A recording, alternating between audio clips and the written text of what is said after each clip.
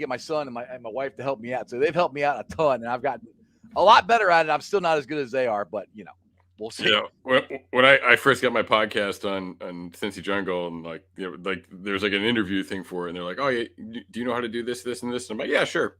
Didn't have a clue about any of it. I was like, "Yeah, you know what? I'll learn it. Get the job first, and then learn how to do the job." Yeah, exactly. Hey, it works. Just got to keep trying. Dude, I keep throwing stuff out there. Like I'm starting to cut up, excuse me, videos and segments from my shows and put them out on the channel as well. And that's taken me a long time to do it, but I don't always have time to do it. So I'm gonna get to this first comment here. Why I cough? 1 second here. All right. Kobe Bryant. He says he's not going to be there, or he's not going to get drafted. Bull bleep crown.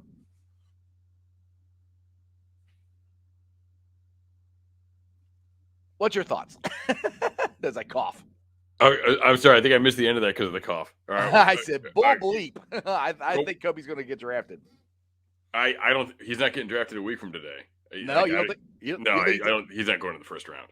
Oh. I'm assuming that's what the question was. Oh, I got you.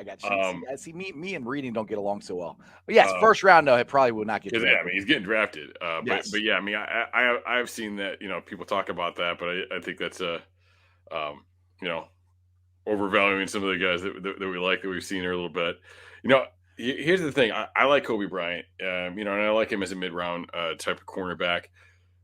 The guy I really like on Cincinnati's defense, who I think could be in play for the Bengals, and I really think isn't getting talked about enough, is Brian Cook, the safety. I think he is a fantastic player.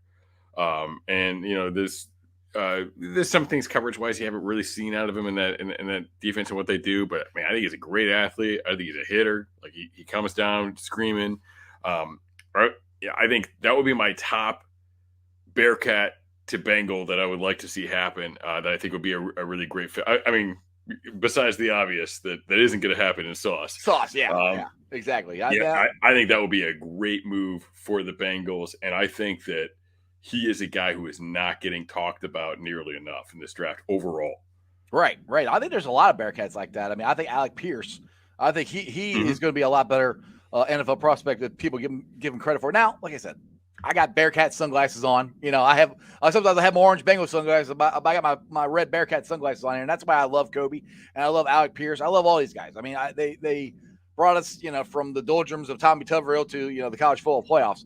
So they hold a special place in my heart. So I do speak a little bit from the heart instead of my head when it comes to these guys. But Alec Pierce, I really do think he could be a potential Cooper Kupp kind of player. Maybe not as good as Cooper Kupp, but a slot do everything kind of player. What's your thoughts on Alec Pierce?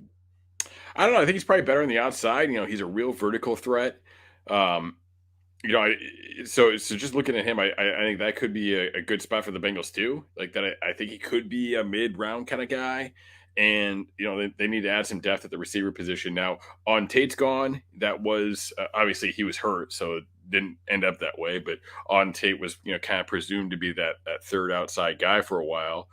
And here's my thing. Like, T. Higgins has a lot of, like, little things that happen to him, and a lot of these really high-end athletes, they're kind of sports cars, right. When they run, man, it's something, but sometimes they need a tune up a little bit more than you'd like. And I think T. Higgins is kind of one of those guys. So I'd really like to see them take, to get by some means an outside guy that can stretch the field, be that guy opposite Chase.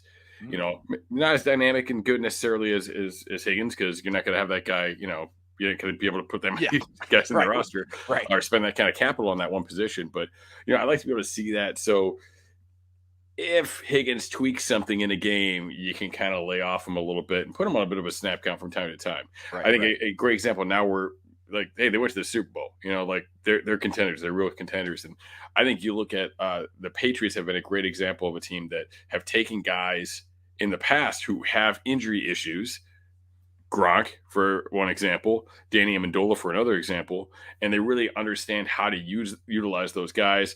And there will be times that those guys would kind of disappear for a few weeks, and then all of a sudden, hey, this is the Bills. This is a game that we think we had to win. This is the Chiefs. This is a game we think we had to win. or a divisional game, playoff game, and those guys showed up for those games. So I think being able to have another guy where you can say,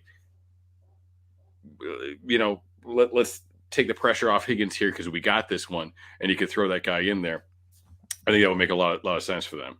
Right, exactly. Because we saw it happen last year because T did get hurt and Auden Tate was hurt.